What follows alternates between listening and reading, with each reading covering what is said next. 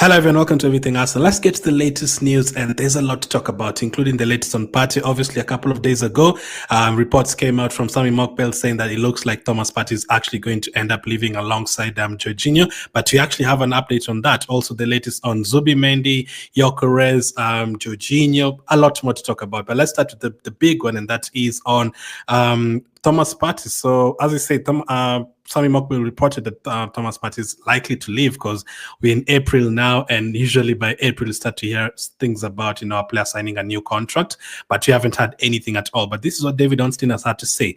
It long appeared that Thomas Partey is set to exit Arsenal this summer, but a return to prominence in the side has left Mikel Arteta and the club keen to extend his stay. Partey is happy at Arsenal and his family are enjoying living in London. Now, the first part of that, so David Ornstein basically says the same thing that Sami Mokbel said as well. So Sami Mokbel wasn't really wrong. That it appeared that Thomas Partey was going to leave, and I do agree. Like when you get to April and there's nothing that you've heard about a player getting a new contract, it was looking like he was going to leave. But it's very true what they've said at the beginning there, what David Ornstein has said in terms of a return to prominence in the side. Now, if you're to ask me to have my top 3 Arsenal players this season, Partey might not be there. Yes, I'd have players like Ryan, Gabriel, but you know how good players like Gabriel have been for us this season.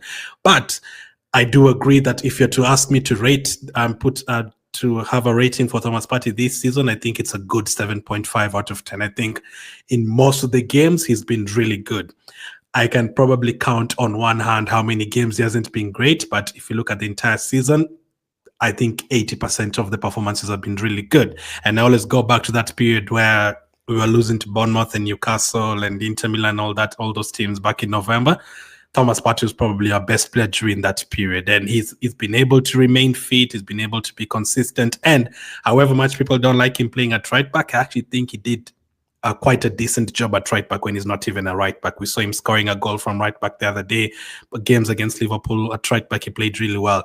Now, there's a few games here and there that he hasn't been great, like Aston Villa. Rodgers gave him a hard time, but also there's one of those games against Aston Villa was when he was playing at right back, not really his position. And I think he's been a very good player for us this season. And if you are to replace him, you're going to need to really improve that midfield a lot, because he's used to playing with Declan Rice, he's used to playing in front of Saliba and Gabriel and all these players, and him and Gabriel are like one of our longest serving players at the moment, because we've been here since 2020. But the other thing is his age, obviously, and all that. So will Arsenal really give him a new contract with that age and all that? We'll see. Let's continue with this. So as David Ornstein says, Partey is happy at Arsenal and his family is enjoying living in London. So that's another thing I've always said as well. Does he want to stay or does he want to leave? Even if Arsenal want to keep him, does he actually want to stay, or does he want to move on to Saudi Arabia or the MLS to get a bit of money before he retires?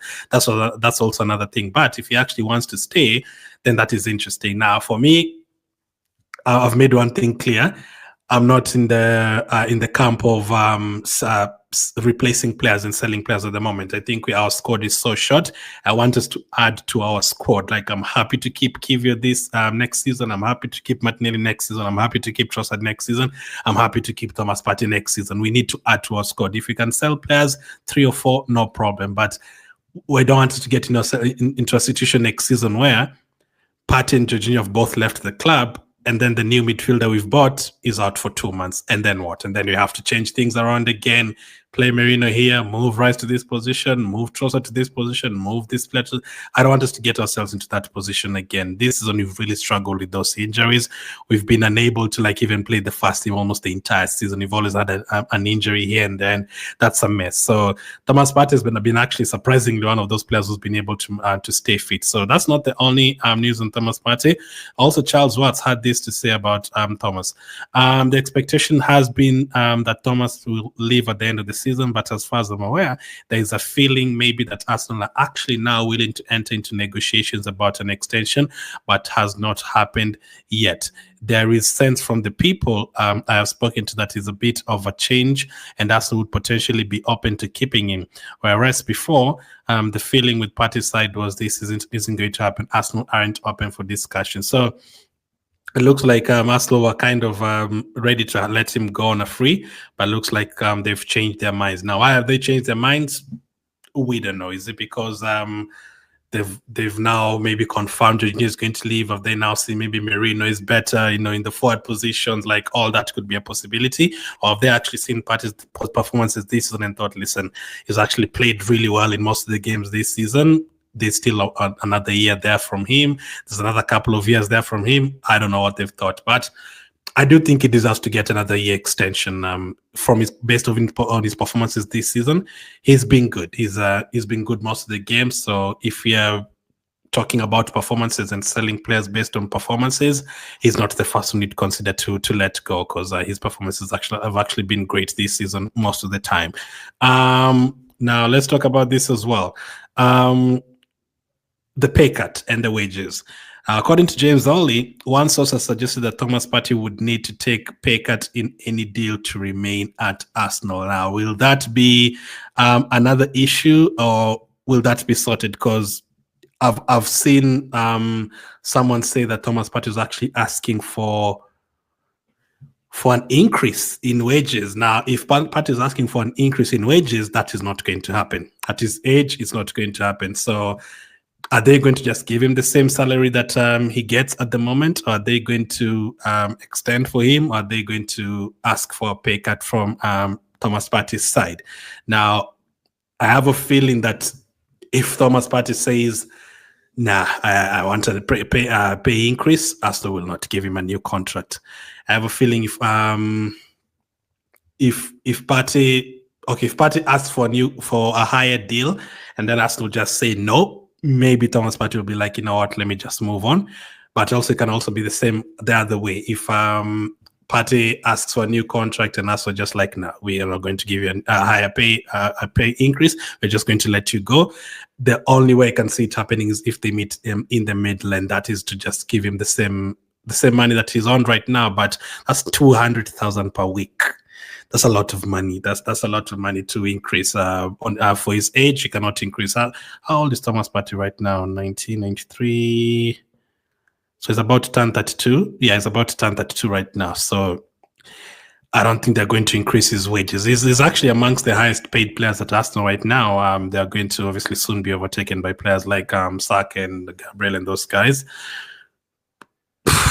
I literally don't know what is going to happen. I've always felt like he's not going to get a new contract because of if you're going to go and sign big players like Gyokeres and put them on high wages, and Nico Williams and put them on high wages, we're going to have to make sacrifices elsewhere, and the sacrifices we would have made players like Gabriel Jesus is injured. We're not going to sell him, and Gabriel Jesus unfortunately is getting paid a lot of money. So Partey's on 160,000 per week. So yeah, around that. So if you increase it for him, it's going to be around 200,000 or maybe 220. I don't know. For me, simple. I think he deserves to get a 1-year contract, extend for him for 1 more year, keep him here for next season, give him the same money he's on right now. But if he asks for too much in terms of wage increases, then we're going to have to find a way to just, convince him to stick with the money that he has right now. So let's see how that one goes. But that's the latest on Thomas Partey. This is something that is definitely going to go on for another few weeks, obviously. Now, the guy who could replace him, Zubimendi. Arsenal are confident they will make Martin Zubimendi their first major signing despite interest from Real Madrid. Sources have told ESPN Arsenal are at an advanced stage in negotiations to seal a deal for the player. Mikel is a keen admirer of Zubimendi,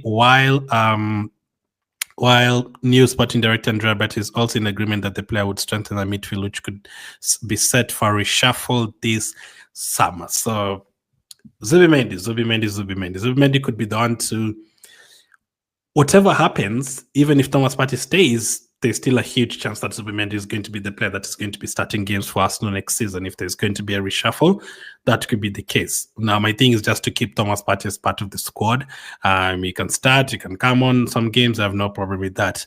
Zubimendi is a player that will be linked to for a long time, like 3 years. So it's looking like Arteta really, really wants this player, and Andrea Betti agrees.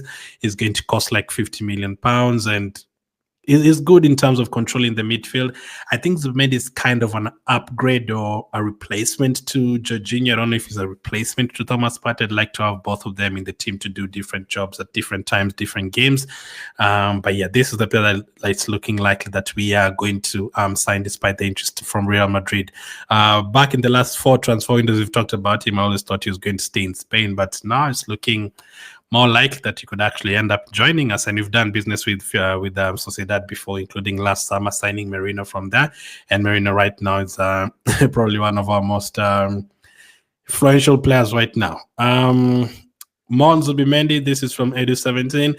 Arsenal have almost finalized the signing of Martin Zubimendi after positive talks recently, with Andrea Berta pushing to have the transfer completed in the coming weeks. Zubimendi has made Arsenal his priority. So this is another one that Sammy Mockbell reported months ago, saying that this deal is basically done already. And David Ornstein also agreed with that, saying this deal is done already. This one, Zubimendi to Arsenal, is already done. So I think I'm so looking forward to this transfer window. I'm looking forward to it so much, man. The fact that we've gotten Andrea Berta and now we're being linked to forward players and wingers and all that, strikers, and all this that you're going to do with the players that are going to be, new contracts. You have contract situations with Partey, with Jorginho, with Saliba, with Gabriel, with Saka, with Lewis Kelly, with Waneri, and then there's other players who are actually going to come back, like Lokonga and players like Fabio Vieira. What is going to happen to them? Reece Nelson. There's so much that is going to be done this transfer window. Zinchenko, Kivio, are they going to end up staying, or are they going both to be sold? Neto is leaving, Sterling is leaving. There's going to be a lot of movement in this transfer window for us. So really, really looking forward to it. But that's the latest on Martin Zubimendi. Next up, let's talk about Jorginho, another midfielder. Jorginho is considering interest from Brazil and the MLS, but is also enjoying learning from Mikel Arteta and has been taking his coaching badges at London Colney. Jorginho would be happy to sign a rolling 1-year contract at Arsenal. This is according to Jordan Davies. So is there actually a chance that he could stay and help out, like in a leadership capacity? Is that what they mean? Actually, when I saved this, I actually didn't read it all. I just saw, okay, it's news on Jorginho and interest. So I didn't actually read the second part of this until now. But this is interesting. If Jorginho would be happy to, sign a rolling 1-year contract at Arsenal,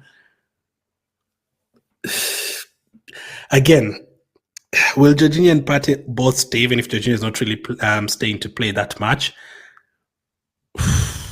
I think one of them is going to. I think it's going to be Jorginho. But if we keep all of them, again, we need players. This season we've not had enough players. We really struggled to have enough players. Like, for example, next PSG game, Partey is not there, Jorginho is not there. So now Merino was injured last game. He did not feature even on the bench. So all of a sudden, right away, we're looking at, okay, is Rice going to be the number 6? Merino's not there. Jorginho's not there, Partey's not there. We're going to have to play Zinchenko there. We're going to have to play Lewis Kelly. So we are lacking in numbers. We are obviously can't have 10 players in each position. I know that, but we are lacking in players. This one, we've not had enough players, and with all the injuries, it's just added to all the problems. So I don't want us to get ourselves into that situation again next season. Let's not have 15 players only. Let's have 23 players and have enough players in the squad, and also add with the youngsters and stuff. Gyokeres, striker position. Arsenal sporting director Andrea Berta is becoming increasingly keen on signing Viktor Gyokeres. TBR Football can reveal the club want a win-now striker addition, and Berta believes that Gyokeres might be the final piece of the jigsaw. Arsenal have continued to do their work on Gyokeres and have been conducting background checks, as they do on all major targets. Those reports have all been glowing as a person and character, aside from his talent on the pitch, which the club are already convinced about. So looking like we're going for a win-now striker. We are so close to winning big trophies. Like, I can't stress that more. Like, our squad is so good. Like, it's not just even the Real Madrid results. Even throughout the season, we haven't been great in the Premier League this season, but there's some performances here and there where you're like, okay, we have so many injuries, but look at this team with the youngsters battering Man City by 5 goals, battering Sporting, and you're like, if you had a striker, some of those games would be 8 goals. I look at a game like Real Madrid, and I'm like, we only scored 5. We had so many chances, could have been like 9 or 10 in those games against Madrid. So we have a good squad. We have a good goalkeeper. Yes, Saliba has made a couple of mistakes, but he's still one of the best defenders in the world. You still have players like Kivia, who doesn't even regularly play, coming into the squad and doing a job. Players like Timber, his first full season without an injury, and look at how good he is. Look at Lewis Kelly.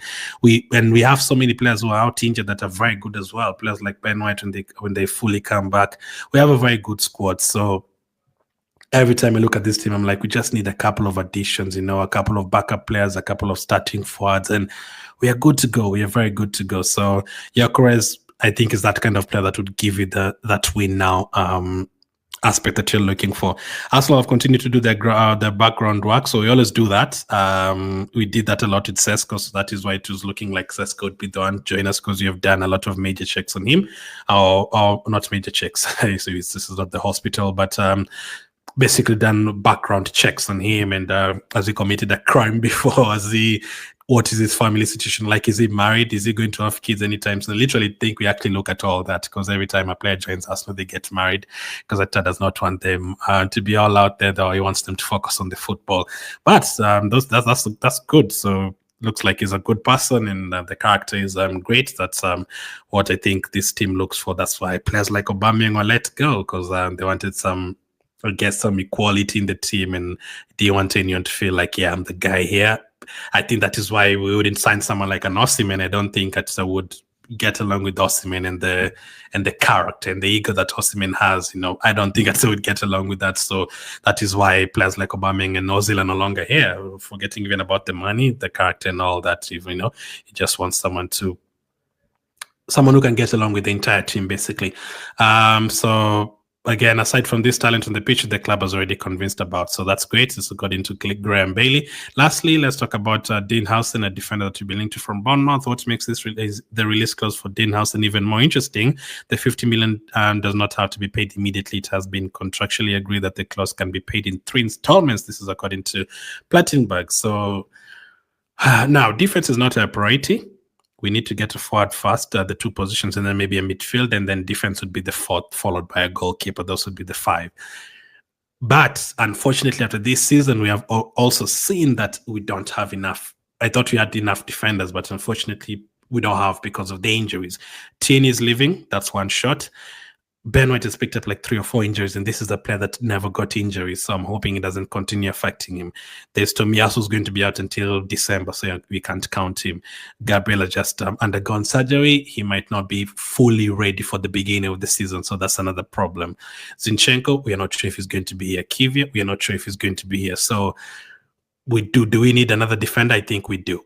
So is it going to be Hujsen? Is it going to be Jorel Hart, whoever it's going to be?